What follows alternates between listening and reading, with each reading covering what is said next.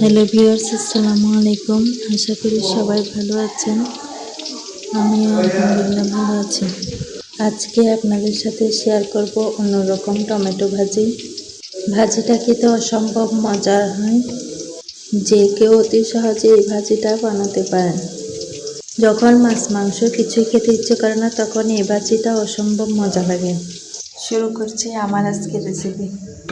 এই রেসিপিটা তৈরি করার জন্য আমি চুলায় একটি পাত্র বসিয়ে দিয়েছি।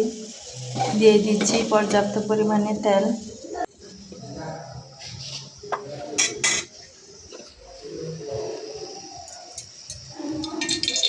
তেল গরম হয়ে আসলে দিয়ে দিব পেঁয়াজ কুচি আর কাঁচামরিচ রসুন।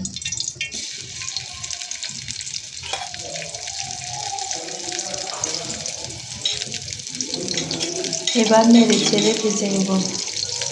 অপেক্ষা করছি পেঁয়াজ নরম হয়ে আসা পর্যন্ত।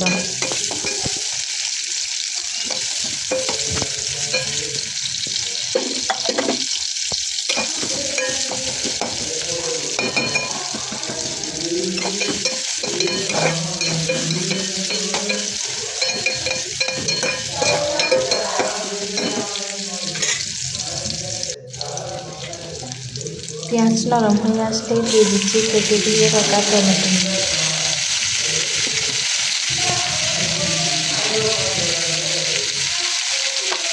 আরও দিয়ে দিচ্ছি কাঁচামরিচ।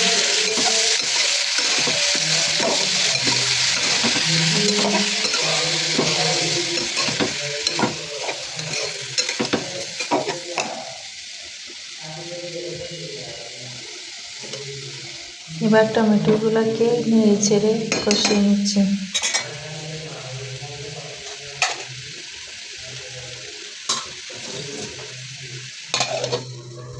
এবার ঢাকনা দিয়ে ঢেকে দেব। ফিরে আসছি কিছুক্ষণ পর।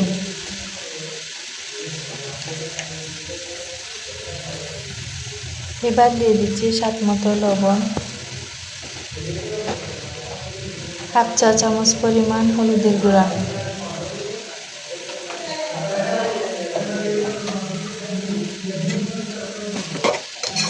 এবার নেড়ে ছেড়ে ভালোভাবে কষিয়ে নিচ্ছি।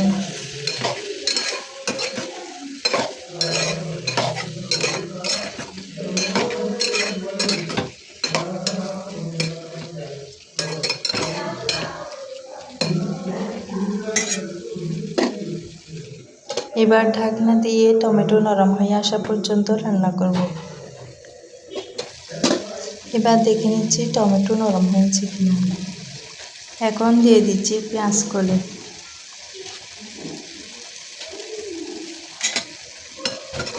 পেঁয়াজ কলি দিয়ে ভালোভাবে নেড়ে চেড়ে আরও কিছুক্ষণ রান্না করে নেব। টমেটো সিদ্ধ হয়ে আসা পর্যন্ত রান্না করে নেব।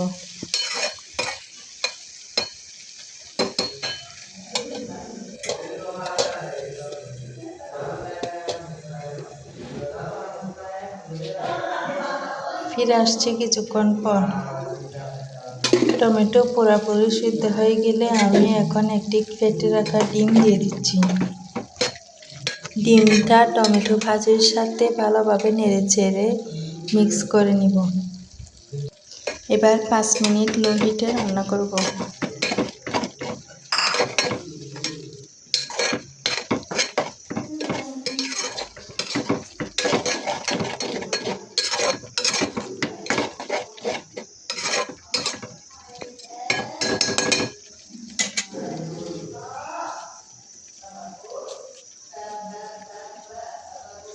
দিয়ে দিচ্ছি ধনিয়া পাতা।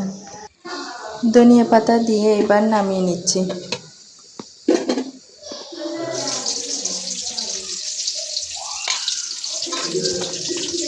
আমার অন্যরকম টমেটো ভাজি হয়ে গিয়েছে। এই ভাজিটা খেতে অসম্ভব মজার হয়। আমাদের পরিবারের সবাই অনেক পছন্দ করে। যখন মাছ মাংস কিছুই খেতে ইচ্ছে করে না, তখন এই ভাজিটা করলে অনেক ভালো লাগে। যে কেউ এই রেসিপিটা বানাতে পারবে। আশা করি সবার ভালো লেগেছে। ভালো লাগলে শেয়ার করে দিবেন। আজ এই পর্যন্তই, দেখা হবে নতুন কোনো ভিডিওতে। আপনাদের ভালো ভালো কমেন্ট আমাকে আরও নতুন নতুন রেসিপি দিতে উৎসাহিত করবে। আমার পেজ বা চ্যানেলটি গ্রো করার জন্য আপনাদের সাহায্য কামনা করছি। আশা করি সবাই পাশে থাকবেন। আজ এখানেই বিদায় নিচ্ছি। আল্লাহ হাফেজ।